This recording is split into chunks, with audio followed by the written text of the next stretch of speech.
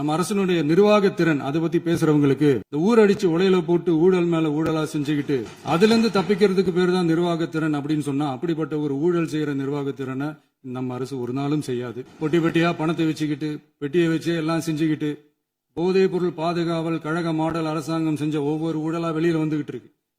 டாஸ்மாக்ல party fund கட்சி நிதி அப்படின்ற பேர்ல அடிச்ச கொள்ளையெல்லாம் ஒன்னா இப்போ கவர்மெண்டோட கஜானாவுக்குள்ள கொண்டு சேர்த்துக்கிட்டே இருக்கிறோம். டாஸ்மாக் மாதிரியே பல டிபார்ட்மெண்ட்லயும் மறுபடியும் சொல்றேன், கட்சி நிதின்ற பேர்ல அடிச்ச கொள்ளைய ஒன்னா கவர்மெண்டோட கஜானாக்குள்ளேயே கொண்டு சேர்த்துக்கிட்டே இருக்கிறாங்க. இப்பவும் சொல்றேன், மக்கள் பணத்திலிருந்து ஒரு பைசா கூட தொடமாட்டோம், தொடவும் விடமாட்டோம், தொட்டா விடமாட்டோம், இதுக்கு முன்னாடி தொட்டவங்களையும் விடமாட்டோம். ஒவ்வொரு ஊழலா வெளியில வரும் போலயே, ஒவ்வொரு வேஷமா கலைஞ்சிரும் போலயே இங்க இருக்கிற நிறைய பேரு நடுங்கி போய் இதுல நம்ம மேல அவதூறு வேற. இப்ப புதுசா ஒரு வெப்பன் ஒண்ணு கொண்டு வந்திருக்காங்க. அது என்ன தெரியுமா? அவங்க தயவால தான் நம்ம ஆட்சி நடக்குதான். மக்கள் தயவால இந்த ஆட்சி நடந்துகிட்டு இருக்கு. மனசாட்சி உள்ள சக்திகளோட ஆதரவால இந்த ஆட்சி நடந்துகிட்டு இருக்கு. நாங்க தான் அனுப்பி வச்சோம் அப்படின்றாங்களே. அனுப்பி வச்சவங்களுக்கு மினிஸ்ட்ரியில இடம் கொடுத்தா ஏன் கதறீங்க? ஏன் இவ்வளவு கோபம்? ஏன் இவ்வளவு கதறல்ஸ்? இதுல இன்னொரு முக்கியமான விஷயம், மார்க்சிஸ்ட் கம்யூனிஸ்ட் கட்சி நமக்கு ஆதரவு கொடுத்தது சுயேட்சையா எடுத்த முடிவுன்னு சொல்றாங்க. அதே மாதிரி இந்திய கம்யூனிஸ்ட் கட்சி நமக்கு ஆதரவு கொடுத்தது சுயேட்சையா எடுத்த முடிவுன்னு சொல்றாங்க. இதுல எங்க இருந்து நாங்க தான் அனுப்பி வச்சோம்னா புரியல. மக்களுக்கு நல்லா புரியும், எல்லாத்தையும் தெளிவா பார்த்துக்கிட்டு இருக்கிறாங்க.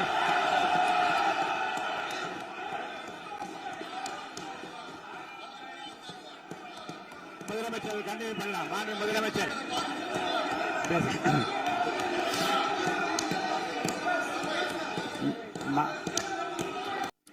இந்த சமூக நீதி அரசுன்னு சொல்றவங்களை பார்த்து கேட்கிறேன், நம்ம பட்டியலின சகோதரர்களுக்கு எத்தனை அமைச்சர் பதவி கொடுத்தீங்கன்னு கொஞ்சம் சொல்ல முடியுமா? ஆனா நம்மளுடைய அரசுல 8 அமைச்சர் பதவிகள் யாருக்கு? நம்ம பட்டியலின சகோதரர்களுக்கு. எல்லாம் நம்ம அண்ணன், நம்ம தம்பி, நம்ம தங்கச்சிங்க. அம்பேத்கர் அவர்களுடைய கிட்டத்தட்ட 100 ஆண்டு கால கனவு இப்ப நிறைவேறி இருக்கு. நான் ஏன் கொஞ்சம் சவுண்டா பேசுறேன் அப்படின்னா அவங்களுக்கு கேட்கணும்ன்றதுக்காக, தப்பா எடுத்துக்காது. அதே மாதிரி பெண்களோட பாதுகாவலர் நாங்க தான் அப்படின்னு சொல்லிக்கிறவங்களை கேட்கிறேன், எத்தனை பெண்களுக்கு அமைச்சர் பதவியில இடம் கொடுத்தீங்க கொஞ்சம் சொல்ல முடியுமா? எங்க அரசுல 4 சகோதரிகளுக்கு அமைச்சர் பதவி கொடுத்திருக்கிறோம். அதனால மக்களால் நிராகரிக்கப்பட்டு மக்களால் அகற்றப்பட்டவங்களுக்கு ஒண்ணு சொல்லிக்கிறோம், தப்பே செய்ய மாட்டோம், ஊழலே செய்ய மாட்டோம், நேர்மையா தான் இருப்போம், நியாயமா தான் இருப்போம் அப்படின்னு சொல்றவங்களால மட்டும்தான் கூட்டணி ஆட்சி அமைக்க முன்வரும். ஆட்சியிலையும் பங்கு, அதிகாரத்திலையும் பங்கு கொடுக்க முன்வரும். ஊழல்லையே ஊறி போனவங்களால இந்த கூட்டணி ஆட்சியோ ஆட்சியிலையும் பங்கு அதிகாரத்திலையும் பங்கு கொடுக்க முன்வராது. மெஜாரிட்டி இருந்தாலும் தரமாட்டாங்க, மெஜாரிட்டி இல்லனாலும் தரமாட்டாங்க. கேட்டா ரெடிமேடா ஒரு பதில் ஒண்ணு வச்சிருப்பாங்க, கூட்டணி ஆட்சியை மக்கள் விரும்ப மாட்டாங்கன்னு. அதே மக்கள் தான் இப்ப அவங்கள பார்த்து சிரிக்கிறாங்க. பதவி ஏத்த அன்னைக்கு கொஞ்சம் டைம் அவகாசம் கேட்டேன். எதுக்கு கேட்டேன்? நிதி நிலைமை எல்லாம் கொஞ்சம் மோசமா இருக்குது, அதெல்லாம் கொஞ்சம் சரி செஞ்சுக்கிட்டே படிப்படியா கொஞ்சம் கொஞ்சமா நான் கொடுத்த வாக்குறுதிகள்லாம் செயல்படுத்துவேன், அதுக்காக கொஞ்சம் டைம் அவகாசம் கேட்டேன். நான் ஏதோ வேற எதுக்காகவோ வேற யாருக்காகவோ ஏதோ அவகாசம் கேட்ட மாதிரி. அடுத்து இங்க சபையில இல்லாதவங்களை பத்தி பேச வேண்டாம்னு நினைக்கிறேன். இங்க நம்மளை பத்தி அவதூறு பரப்புறதோட மட்டும் இல்லாம இப்ப நம்ம மக்கள் மேலேயும் அவதூறு பரப்ப ஆரம்பிச்சிட்டாங்க. மக்கள் நமக்கு ஓட்டு போட்டது தப்பான், குடும்பமா நமக்கு ஆதரிச்சது தப்பான். இது இப்ப இல்ல, நான் சொல்றது எம்ஜிஆர் அவர்கள் காலத்திலிருந்தே. அப்பவே அவர் ஜெயிச்சப்போ அதே மக்களை தப்பா பேசுறது. மக்கள் என்ன பண்ணிட்டாங்க, எம்ஜிஆர் என்ன பண்ணிட்டாரு, எம்ஜிஆர் என்ன இது பண்ணிட்டாரு. 50 வருஷமா ஒரே டெக்னிக்கா, டெக்னாலஜி எல்லாம் மாறி வேற எங்கேயோ போயிட்டு இருக்கு. இதுல கொஞ்சம் டெக்னிக்காச்சும் கொஞ்சம் மாத்தினா கொஞ்சம் நல்லா இருக்கும். அதனால மக்களுக்கு யூஸ்ஃபுல்லா இருக்கிற மாதிரி இந்த ஆக்கப்பூர்வமான கருத்துக்களோ ஆக்கப்பூர்வமான யோசனைகளோ இருந்தா சொல்லுங்க, அதை நாங்க டெஃபரெண்டா எடுத்துக்கிறோம். ஆனா அதை விட்டுட்டு இந்த நக்கலு நையாண்டி சம்பந்தம் இல்லாத பேச்சு இதெல்லாம் பேசிட்டு அப்புறம் வந்து முதல்வர் பதில் சொல்லல, முதல்வருக்கு பதில் சொல்ல தெரியல அப்படின்னா அப்புறம் என்ன சோஃபா மாடல் ஆட்சியா? அது என்னன்னு புரியறதுக்கு எனக்கு ரொம்ப நாள் ஆச்சு. இந்த sofa set, table chair, teapoy, furniture பிசினஸ்லாம் வேற எங்க வெளியில போய் பண்ண சொல்லுங்க. அப்படி அந்த பிசினஸ் தான் பண்ணணும்னா நிறைய பிசினஸ் பண்ற மாதிரி வெளியில போய் பண்ண சொல்லுங்க, இங்க சட்டசபைக்குள்ள வேணாம். அதனால ஆக்கப்பூர்வமான கருத்துக்கள் இருந்தா சொல்லுங்க. டெஃபினட்டா அது சரியா இருந்தா நாங்க ஏத்துக்கிறோம். எனக்கு ஒரு குட்டி கதை ஒண்ணு ஞாபகம் வருது, சொல்லாமா? ஒரு ஊர்ல ஒரு பெரியவர் வெயில் ரொம்ப ஜாஸ்தியா இருக்குன்னு சொல்லிட்டு கண்ணுக்கு மேல கை வச்சுக்கிட்டு இப்படி சுத்தி முத்தி தேடிக்கிட்டு இருந்தான். அப்ப கூட இருந்த ஒரு சின்ன பையன், என்ன தேடுறீங்க அப்படின்னு கேட்டானா. அதுக்கு அந்த பெரியவர் சொன்னாரா, அது ஒண்ணு இல்ல தம்பி, உங்க அப்பா இங்கதான் இருப்பாருன்னு சொன்னாங்க, அதான் தேடிக்கிட்டு இருக்கேன். எங்க உங்க அப்பாவையா காணோம்? இல்லங்க, எங்களுக்கும் நக்கலா நையாண்டியா சம்பந்தம் இல்லாத குட்டி கதை இதெல்லாம் எங்களுக்கும் பேச தெரியும். அந்த கதையில பெரியவர் அப்படி சொன்னாராம், தப்பா எடுத்துக்காதீங்க. அந்த கதையில பெரியவர் அப்படி கேட்டாராம். 5 நிமிஷம் பேசுனதுக்கே கொலத்தூரி இந்த ஆட்டம் அடிச்சு பேசுனா அப்புறம் என்ன பண்றது?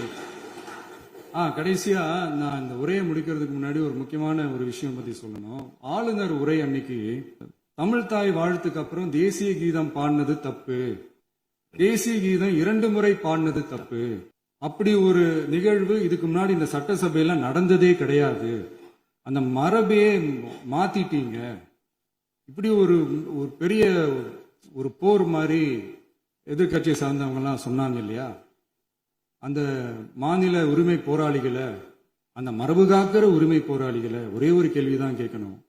2021 August 2 centenary celebration of Tamil Nadu legislature, அந்த ஃபங்க்ஷன்ல நம்ம முன்னாள் முதலமைச்சர் கருணாநிதி அவர்களோட புகைப்படத்தை மாண்புமிகு குடியரசுத் தலைவர் திறந்து வைக்கிற ஒரு ஃபங்க்ஷன். அந்த ஃபங்க்ஷன்ல national anthem followed by Tamil Thai Vazhthu அப்படின்னு அறிவிச்சது ஞாபகம் இருக்கா? அதாவது தேசிய கீதத்துக்கு அப்புறமா 2வது முறையா, நோட் திஸ் பாயிண்ட் மாண்புமிகு பேரவைத் தலைவர் அவர்களே, பிளீஸ் நோட் திஸ் பாயிண்ட்.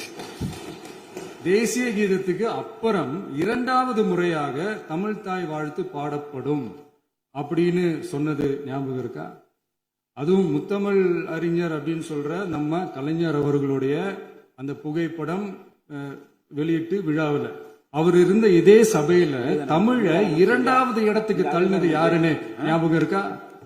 அது மட்டும் இல்ல, அந்த தேசிய கீதத்தை நாட்டுப்பண் நேஷனல் ஆந்தம்னு சொல்லி அதே ஃபங்க்ஷன்ல கடைசியா ஃபங்க்ஷன் முடியும் போது செகண்ட் டைம் தேசிய கீதம் பாடினதும் ஞாபகம் இருக்கா? இதே அவையில் தான், அது அவை குறிப்பிலும் இருக்கிறது, இதே அவையில் தான் நடைபெற்றது. இந்த தக்க நேரத்தில் இந்த ஆதாரங்களை அளித்த மாண்பு முதல்வர்களுக்கு நன்றியை தெரிவித்துக் கொள்கிறேன்.